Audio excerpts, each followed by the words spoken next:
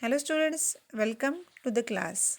Today in this session we are going to take the loud reading of our lesson number 5 quality from our Honeycomb textbook by John Galsworthy. Quality. I knew him from the days of my extreme youth because he made my father's boots. He lived with his elder brother in his shop, which was in a small by street in a fashionable part of London. The shop had a certain quiet distinction.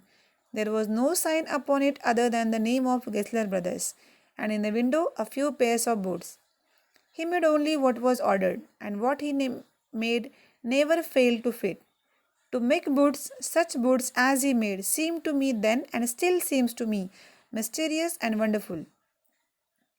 I remember well my shy remarks one day while stretching out to him my youthful foot. Isn't it awfully hard to do, Mr. Gessler? And his answer, given with a sudden smile from out of the redness of his beard, it is an art. It was not possible to go to him very often. His boots lasted terribly, having something beyond the temporary, some essence of boots stitched into them.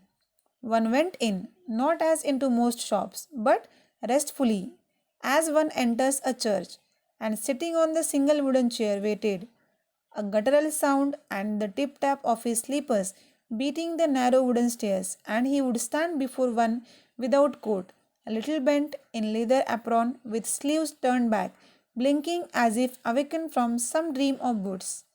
And I would say, "How do you do, Mr. Gessler? Could you make me a pair of Russian leather boots?"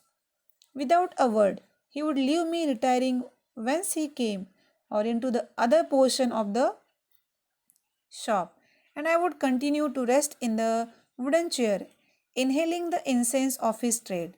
Soon he would come back, holding in his hand a piece of gold brown leather. With eyes fixed on it, he would remark, "What a beautiful piece!"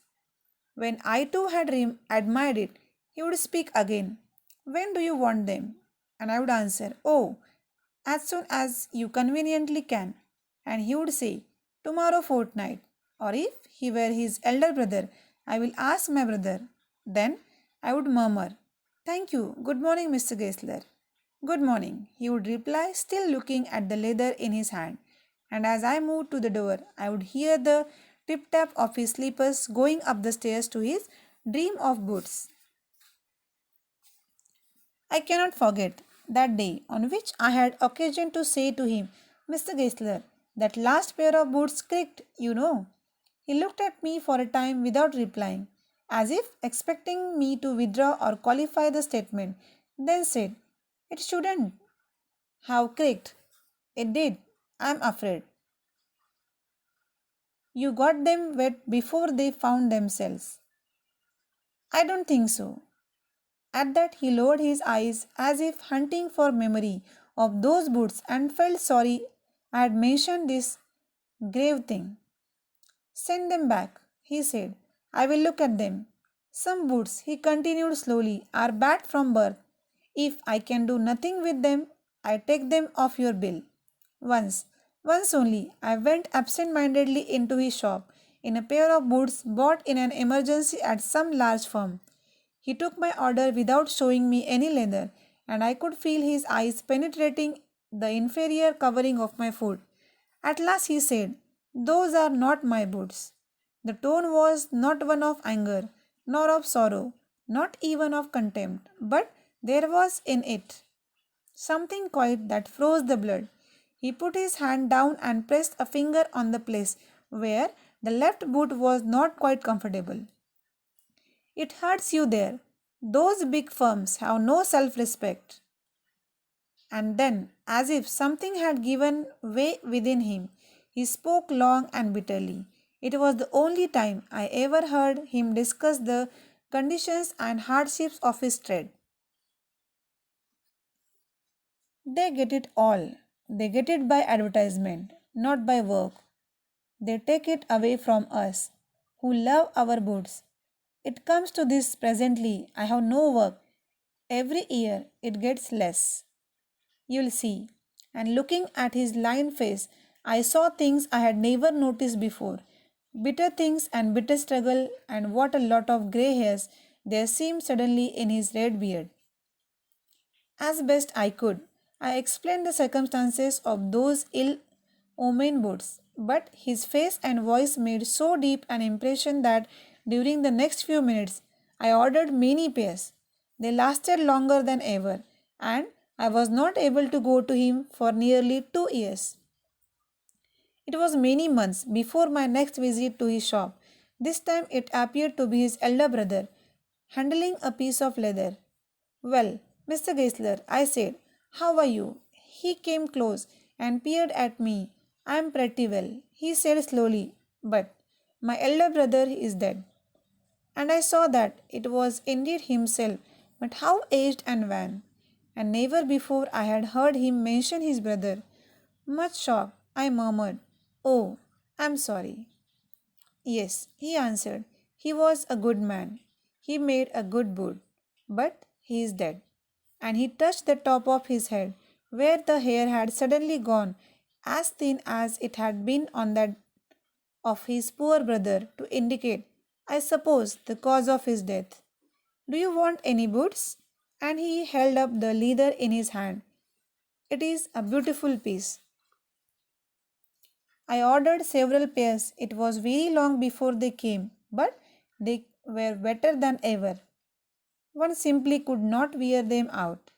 And soon after that, I went abroad.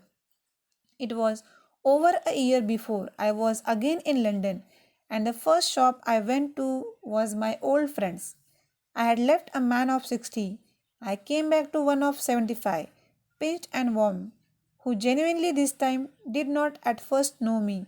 Do you want any boots? He said. I can make them quickly. It's a slack time.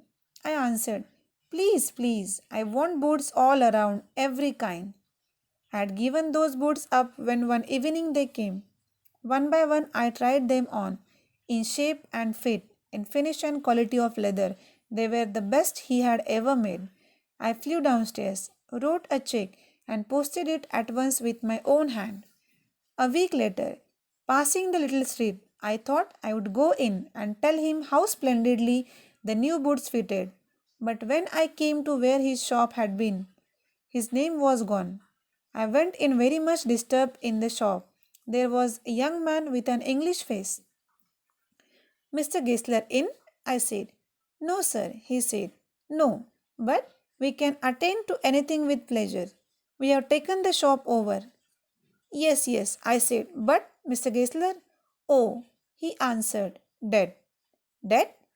But I only received these boots from him last Wednesday week. Ah, he said. Poor old man, starved himself, slow starvation, the doctor called it. You see, he went to work in such a way, would keep the shop on, wouldn't have a soul touch his boots except himself. When he got an order, it took him such a time. People won't wait. He lost everybody. And there he had sit, going on and on. I'll say that for him. Not a man in London made a better boot. But look at the competition. He never advertised. Would have the best leather too. And do it all himself. Well, there it is. What could you expect with these ideas? But starvation. That may be a bit flowery, as the saying is, but I know myself. He was sitting over his boots day and night, to the very last you see. I used to watch him, never gave himself time to eat, never had a penny in the house. All went in rent and leather. How he lived so long, I don't know. He regularly let his fire go out. He was a character, but he made good boots. Yes, I said, he made good boots.